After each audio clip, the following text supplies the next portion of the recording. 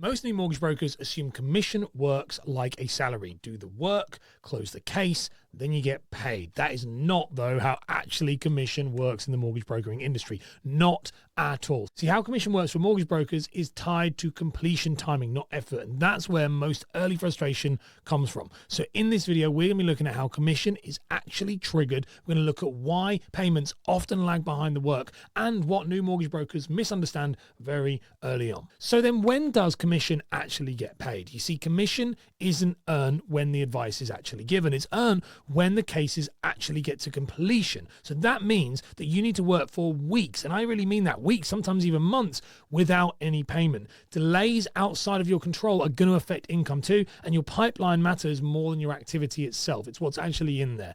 That is why early months feel financially uncomfortable. In fact, they can feel terrible because work happens first and the payment comes later. So then why does commission feel so inconsistent? See, commission is timing dependent. Even strong months of effort can result in no immediate income. You see, common causes of this include long conveyancing timelines, chain delays, lender progressing times, and client changes, or even withdrawals. That happens as well. And none of this is a reflection of your ability. It actually reflects how the system works. Sadly, the system is broken, but it is how it works. So how do fees and splits usually work? See, most new mortgage brokers, they don't receive the full, what they call proc fee, which is the commission you get paid.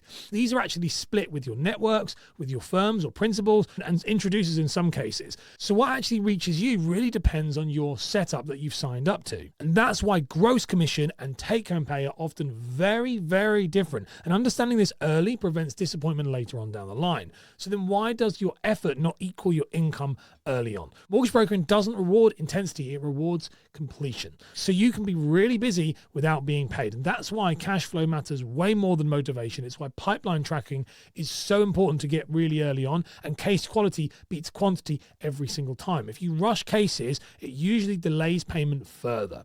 So then what should new brokers expect instead? Well, early income is rarely going to be smooth. It is going to start in bursts. You're going to get drips and drabs here and there. One completion is going to feel significant, and then a quiet month is going to feel super alarming. There's really worrying. And that volatility, by the way, is completely normal. But over time, pipelines will overlap and income will stabilize. And that's when commissions start to feel predictable, and you'll start to feel that you're earning an income, and you can earn a really good income doing it. You see, how commission works for mortgage brokers is not a monthly salary. It's not an immediate payment for the effort you've done. It's not a reflection of your worth at all, and it's not designed for short-term comfort. You see, the real lesson here is that commission rewards patience and process. New mortgage brokers who succeed, they don't panic when income is delayed. They build pipelines, they manage their cash very carefully early on, and they respect the timelines of the process they've decided to work in. And once those systems start to overlap, commission stops feeling random and it starts feeling reliable. So if you've got up and down commission all over the place like this, the big question then is, how do you survive that first year, which is going to be the hardest year of all? And I break that down in this video on screen, so give that a click.